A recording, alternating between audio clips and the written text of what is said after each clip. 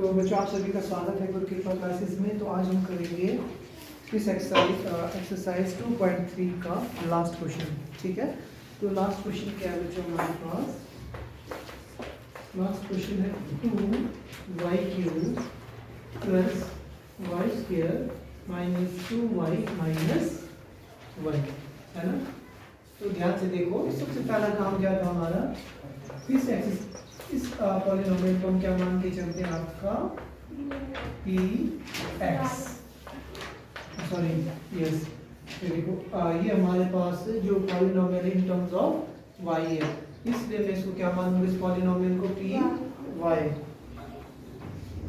ठीक है, तो हमने क्या करना है, इसमें अपनी मर्जी से y की वैल्यू को पुट करना है। ठीक है, अब आपने y की उस वैल्यू को यहाँ पे पुट करना है जिसकी वैल्यू को डाल के हमारे पास यहाँ पे आंसर क्या आ जाए, 0 आ जाए। तो सबसे पहला काम हमारा कहाँ से, सबसे पहला काम क्या होता है हमारा, हम कहाँ पे चेक करते हैं, 1 पे। ठीक है, तो अगर मैं ध्यान से देखूं, कोई जो हमारा प्रीवियस क्वेश्चन था उसमें क्या था, जो पूरा का पूरा पॉलिनोमियल था उसमें क्या था, प्लस साइन था। तो हमने क्या किया था, उसको 1 से ना करके डायरेक्ट -1 से चेक किया था। ठीक है जी, बट यहाँ पे क्या हमारे पास पॉजिटिव साइन भी है, नेगेटिव भी है, तो 1 को छोड़ नहीं सकते। तो हमें किस पे चेक करना पड़ेगा, सबसे पहले 1 पे। तो मैंने बोला पुट y = 1। अब जो हमारे पास फैक्टर बनेंगे वो इन टर्म्स ऑफ क्या बनेगा, y, in terms of x नहीं बनेगा, क्या बनेगा, इन टर्म्स ऑफ y। क्यों? क्योंकि पूरा का पूरा जो पॉलिनोमियल है हमारा किसकी फॉर्म में, आपके y की फॉर्म में। आई बात समझ में? सो क्या आएगा बच्चों हमारे पास, t1 = 2 × 1 की पावर 3 प्लस 1 की पावर 2 माइनस 2 × 1 माइनस 1 का आंसर क्या है, 2 + 1 minus 2 minus 1, positive 2 negative 2 cancel, positive 1 negative 1 cancel. तो p1 की वैल्यू क्या आ गई बच्चों हमारे पास, 0 आ गई। तो इसका मतलब क्या हुआ हमारे पास, तो इसका मतलब ये हुआ y1 be a factor of p y by remainder theorem। आई बात समझ में कि नहीं आई? पता लग गया ना, हम लोगों ने पढ़ा है कि भाई y की जिस भी वैल्यू को डालने पर ये पॉलिनोमियल क्या बन जाता है, आपका 0 बन जाता है। तो उस नंबर को हम क्या करते हैं, इक्वल टू के इधर लेके आते हैं ना, तो हमारे पास वो फैक्टर आ जाता है। अभी ध्यान से देखो, तो ये फैक्टर कैसा है मेरा, क्यूबिक। अब इस क्यूबिक फैक्टर को मैंने, सॉरी क्यूबिक पॉलिनोमियल को किस पे कन्वर्ट करना है, क्वाड्रेटिक, मतलब इसकी पावर 3 को क्या बनाना है, पावर 2। तो इसके लिए मुझे क्या करना पड़ेगा, x - 1 से इसको क्या करना पड़ेगा, डिवाइड करना पड़ेगा। तो डिवाइड के लिए हम क्या करते हैं, शॉर्टकट मेथड का यूज करते हैं आपकी। तो शॉर्टकट मेथड क्या बोलता है आपको, जो भी पॉलिनोमियल दिया है उसके कोएफिशिएंट्स लिखिए। y³ का कोएफिशिएंट क्या है हमारे पास, 2, y² का क्या है, 1, y का क्या है, -2, और लास्ट कांस्टेंट का कितना है, -1। अब इसके बाद अगला काम क्या होता है, हमने y की वैल्यू क्या पुट की है, 1, तो 1 लिखेंगे, पहले वाले नंबर को एज इट इज नीचे उतार देंगे। अब क्या करेंगे, मल्टीप्लिकेशन का काम शुरू होगा। 2 × 1 = 2, 2 + 1 3, 3 × 1 = प्लस माइनस, तो कैसा 1 आएगा हमारे पास, पॉजिटिव 1 है। इस चीज का आपने क्या करना है, ख्याल रखना है। ठीक है जी, तो 1 × 1 = 1, तो ये क्या हो गया हमारे पास, कैंसिल आ गया। तो जो अब हमारे पास क्वाड्रेटिक इक्वेशन बची वो क्या बची, 2y², पहले वाले नंबर के साथ हम क्या लिखते हैं, y², अगले वाले के साथ क्या लिखेंगे हम, y, और लास्ट में क्या आएगा, कांस्टेंट टर्म। आई बात समझ में कि नहीं आई? तो इसका मतलब gy की वैल्यू कितनी आ गई बच्चों हमारे पास, इसको हमने gy माना तो कितना आ गया वो, 2y² + 3y + 1। आई बात समझ में कि नहीं आई? आ गई ना। तो इसका मतलब क्या हुआ, अब मैंने क्या करना है, इस gy को तोड़ के लिखना है। ठीक है जी, अब इसकी मैंने स्प्लिटिंग करनी है, तो इसके लिए मुझे क्या निकालना पड़ता है, s और p की वैल्यू।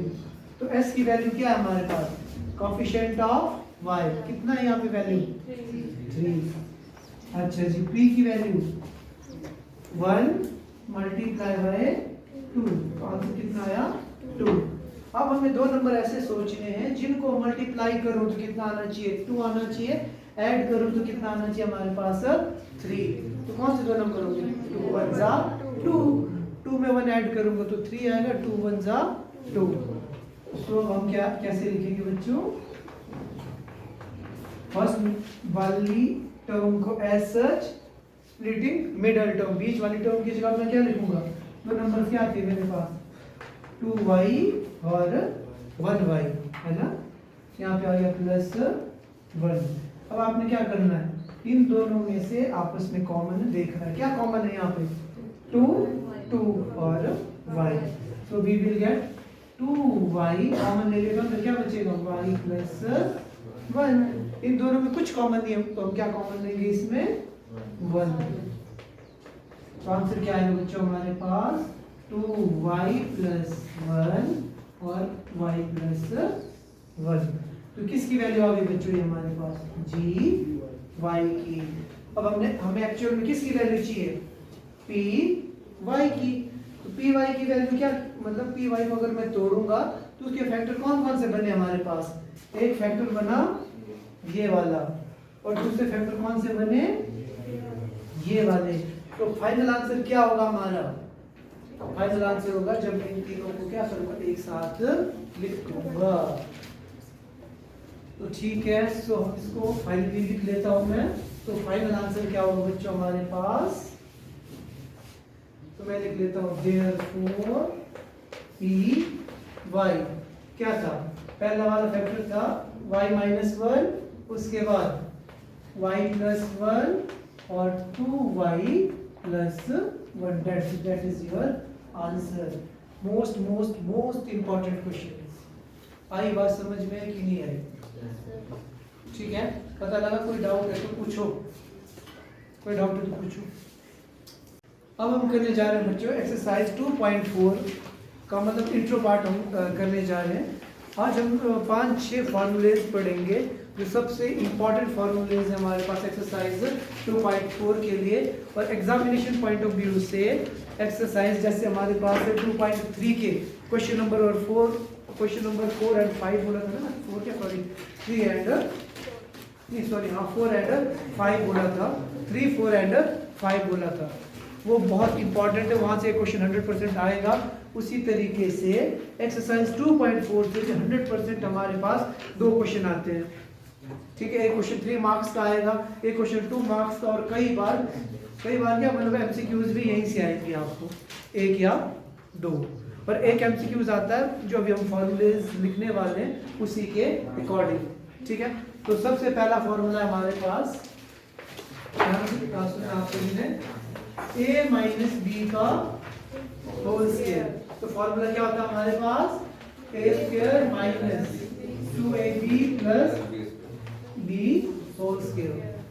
आई बात समझ में, याद में रखना है, ठीक है। कल जब हम मिलेंगे तो सबसे पहले फॉर्मूला पूछूंगा मैं आपको, तो उसके बाद हम चैप्टर स्टार्ट करेंगे। नेक्स्ट है हमारे पास a + b का होल स्क्वायर। तो a² + 2ab + b की पावर 2। ये तो क्या हमने पढ़े, ये फॉर्मूले है ना, याद है ना सबको।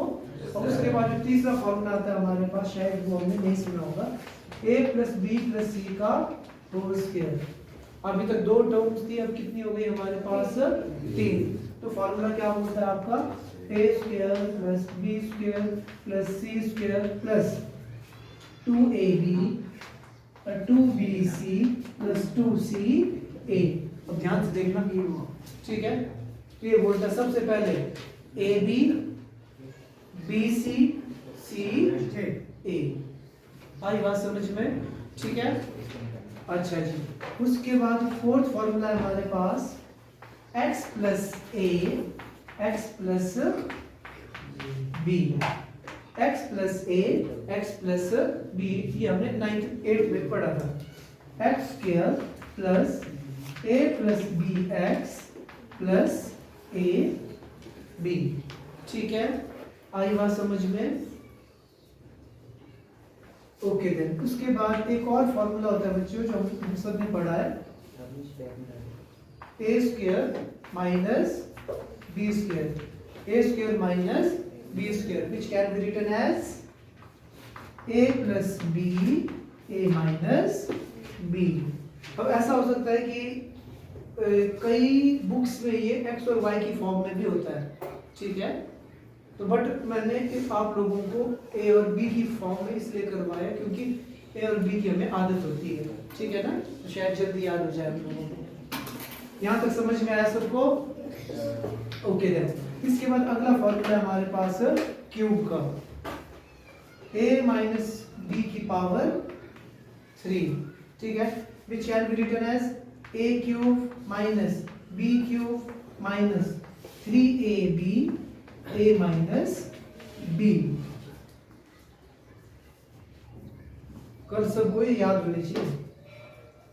And seventh one is a plus b की power 3 which can be written as a की पावर 3 प्लस b की power 3 plus 3ab a plus b।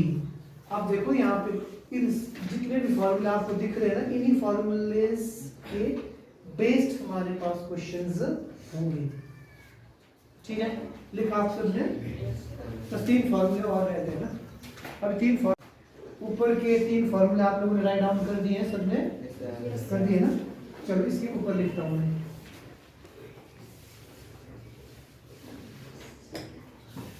बस 3 फॉर्मूले और, तो बस इसके बाद बच्चों हमारे पास एक इंपॉर्टेंट क्यूब वाला ही फॉर्मूला है हमारे पास, a cube plus b cube which can be written as a plus b a square minus a b plus b whole square. आई बात समझ में?